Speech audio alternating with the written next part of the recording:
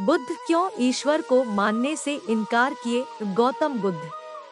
दोस्तों, आज के इस लेख में हम जानेंगे कि गौतम बुद्ध क्यों ईश्वर को मानने से इनकार किए। इससे पहले कि अगर आप इस चैनल पर नए हैं तो चैनल को सब्सक्राइब करें और बेल आइकन को पेश करें।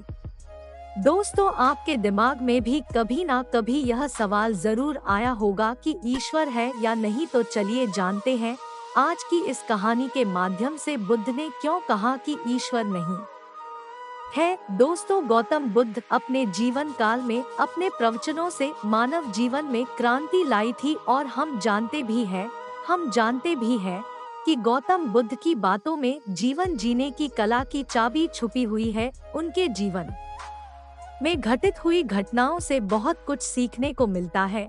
ऐसे ही एक घटना के बारे में आज मैं आपको बताऊंगा। गौतम बुद्ध के समय में एक सवाल उनसे अक्सर पूछा जाता था कि ईश्वर है या नहीं, और हर बार बुद्ध एक अलग जवाब देते थे। ईश्वर के बारे में पूछा गया यह सवाल आज भी पहेली है और बुद्ध के समय में भी पहेली ही था। लोगों ने यह सवाल कई बार बुद्ध से पूछा, लेकिन बुद्ध कभी भी इसका सही जवाब नहीं दिए। एक बार की बात है, एक ज्ञानी पंडित गौतम बुद्ध का प्रवचन सुनने आया करता था और वह पंडित उनकी बातों से सहमत भी था। वह मानता था कि गौतम बुद्ध एक ज्ञानी पुरुष है।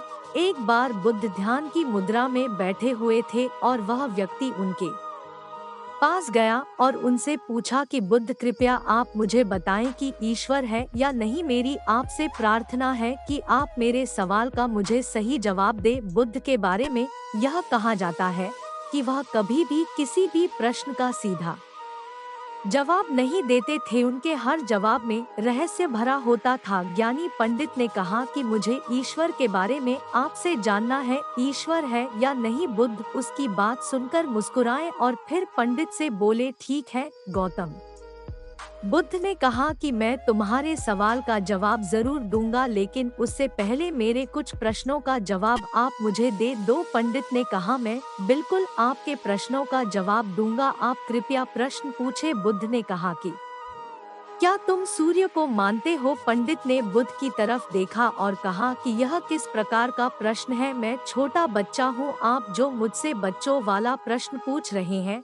सूर्य तो साक्षात प्रकट होता है और पूरी दुनिया को रोशनी देता है। धरती पर रहने वाले हर जीव को सूर्य से ऊर्जा प्राप्त होती है। सूर्य को तो हम रोज ही देखते हैं। बुद्ध ने उनसे कहा कि ईश्वर के होने के बारे में प्रश्न कहाँ से आया, क्योंकि जिस प्रकार सूर्य हमारे सामने है उसके होने का कोई प्रश्न नहीं होता। तब ईश्वर के लिए यह सवाल क्यों उठा, ईश्वर को मानने की क्या आवश्यकता है? इसका मतलब तो यह हुआ कि आपके मन में कहीं न कहीं ईश्वर के प्रति संदेह है, क्योंकि ईश्वर सूर्य की तरह आपके सामने नहीं है। आप ईश्वर को भी बुद्धि से ढूंढने के लिए निकले हो और बुद्धि केवल उन्हीं बातों को मानती है जो उसके सामने दिखाई देता है, और ईश्वर कभी भी आपको प्रत्यक्ष रूप में सामने दिखाई नहीं देगा। अगर दिख जाए तो वह ईश्वर नहीं होगा। गौतम बुद्ध ने कहा कि तुम ईश्वर को मानते हो या नहीं? असल में यह प्रश्न ही गलत है और गलत प्रश्न का सही उत्तर कैसे दिया जा सकता है।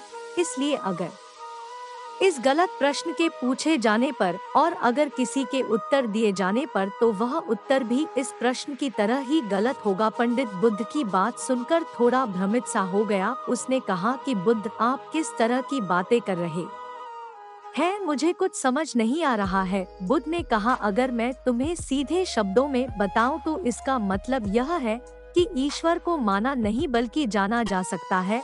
अगर तुम मुझसे यह प्रश्न करते कि मैं ईश्वर को जानना चाहता हूँ तो मैं तुम्हारी मदद कर सकता था, और जिस दिन तुम ईश्वर को जान जाओगे उस ईश्वर की व्याख्या तुम सीधे कभी नहीं कर पाओगे, लेकिन लोगों को ईश्वर के दर्शनों का स्वाद चखने में मदद जरूर कर सकते हो। तुम कभी अपना अनुभव किसी को दे नहीं सकते हो, लेकिन किसी को अनुभव कराने में सहायता जरूर कर सकते हो। दोस्तों, आपने बुद्ध के जीवन की कितनी कहानियाँ, किस्से सुने होंगे। वहाँ आपने देखा होगा कि बुद्ध ने कभी भी ईश्वर के बारे में स्पष्ट नहीं कहा और इसकी वजह से कई बार बुद्ध के ऊपर उंगलियां भी उठी। लोगों ने यहाँ तक कहा कि बुद्ध कुछ भी नहीं जानते, क्योंकि बुद्ध इस तरह के प्रश्नों का ठीक से उत्तर कभी नहीं देते थे। गौतम बुद्ध इस तरह के प्रश्नों से हमेशा बचा करते थे, क्योंकि ईश्वर और आत्मा के संबंध में कोई उत्तर दिया ही नहीं जा सकता है,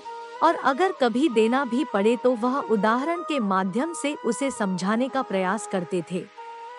क्योंकि ईश्वर और आत्मा के संबंध में कोई उत्तर दिया ही नहीं जा सकता है, यह संभव ही नहीं है। और मेरा यह मानना है कि बुद्ध को सचमुच ज्ञान प्राप्त हुआ था, वह उस ईश्वर का अनुभव कर चुके थे, और कोई भी व्यक्ति जो इस अनुभव को प्राप्त कर चुका हो वह कभी भी ईश्वर के बारे में या ज्ञान के बारे में सीधा सीधा कभी नहीं बताता। वह आपके प्रश्न को बीच में ही लटका देता है, क्योंकि वह चाहता है कि आप उसका स्वाद खुद चखें।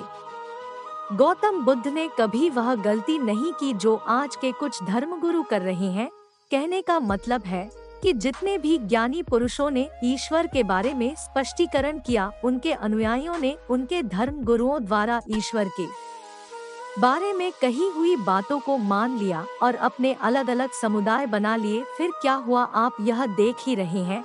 उन गुरुओं द्वारा दी गई प्रामाणिकता के आधार पर आज वह सभी समुदाय एक दूसरे के दुश्मन बने हुए घूम रहे हैं और हथियारों के दम पर यह प्रमाणित करना चाहते हैं कि मेरा गुरु सही है, मेरा ईश्वर सही है।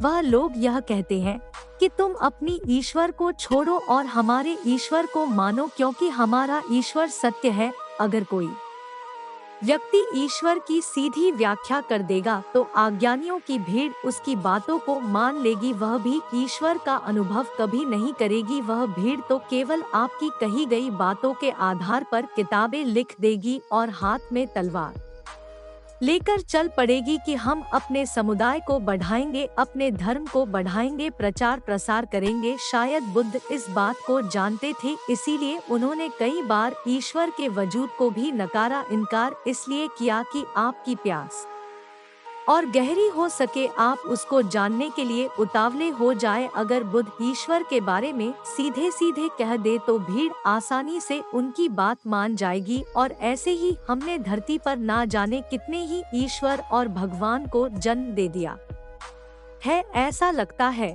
कि ईश्वर ने मनुष्य को नहीं बनाया, बल्कि मनुष्य ने ईश्वर को पैदा किया है। तो दोस्तों, गौतम बुद्ध की कहानी से हमें क्या शिक्षा मिलती है कि भगवान को मानना नहीं बल्कि जानना चाहिए और उसका अनुभव लेना चाहिए। ईश्वर को जानने के लिए सिर्फ एक ही रास्ता है और वह है ध्यान। ध्यान में जितनी गहराई से जाओगे उतना ही तुम्हारा ईश्वर के प्रति अनुभव होता चला जाएगा और तुम्हारे सभी प्रश्नों के उत्तर भी तुम्हें मिल जाएंगे।